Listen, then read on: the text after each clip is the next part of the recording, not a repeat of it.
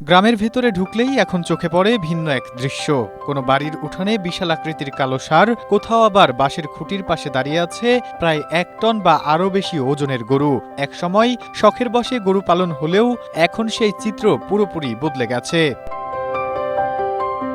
বাড়িভিত্তিক গরুর খামার ঘিরে গ্রামেই তৈরি হয়েছে এক নীরব অর্থনৈতিক বিপ্লব। উপজেলার গ্রামগুলোতে এখন বাড়িতে বাড়িতে গড়ে উঠেছে ছোট বড় খামার। খামারগুলোতে প্রায় 800 কেজি থেকে 1 টন ওজনের গরু রয়েছে। কোরবানির ঈদ সামনে রেখে এসব গরু ঘিরে চলছে লাখ লাখ টাকার দরদাম। আমার সাইওয়াল ক্রস, ওই দাম চাচ্ছি 18 লাখ টাকা। দাম উঠছে, ওই কথাটা তো বলা যাবে না, কত হয়েছে না হয়েছে ওটা বলা যাবে না। ওরা লাইভ ওয়েট আছে 1000 কেজি প্লাস, দাঁত দুইখানা, বয়স 25 থেকে 26 মাস। স্ট্রবেরি সুপার ডটেড ও ক্লাসিক ভ্যারিয়েন্ট সেন্সেশন জাগুক শিহরণ। স্থানীয়ভাবে প্রাকৃতিক গোখাদ্যের কিছুটা সহজলভ্যতা, উন্নত জাতের গরুর সংকরায়ন এবং প্রাণী সম্পদ বিভাগের প্রশিক্ষণের কারণে কয়েক গুণ বেড়েছে উৎপাদন।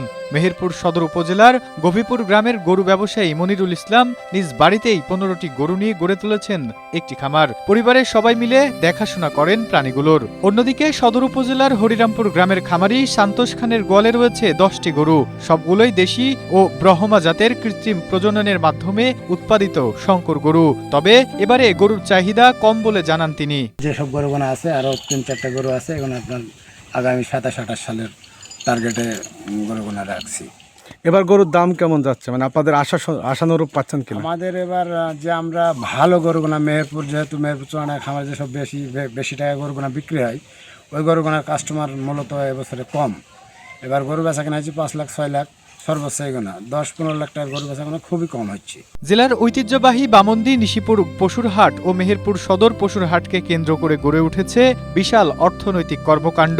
প্রতি কোরবানির মৌসুমে এসব হাটেই কোটি কোটি টাকার পশু বিক্রি হয়।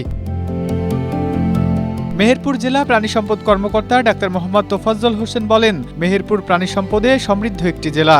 এখানকার উৎপাদিত গবাদি পশু স্থানীয় চাহিদা পূরণ করে ঢাকা ও চট্টগ্রাম সহ দেশের বিভিন্ন অঞ্চলে সরবরাহ করা হয়। প্রাণী সম্পদ একটা সমৃদ্ধ জেলা। এই জেলার খামারিগণ দেশীয় পদ্ধতিতে গরু ছাগল, এই জেলার চাহিদা 90,000 মতো। সেই হিসাবে প্রায় 82,000 গরু ছাগল উদ্বৃত্ত থাকবে। এই উদ্বৃত্ত গরু ছাগল ঢাকা, চট্টগ্রাম সহ দেশের বিভিন্ন স্থানে বিক্রি হবে।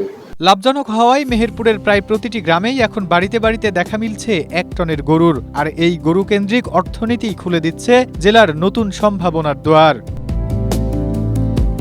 Desk report, Asia post.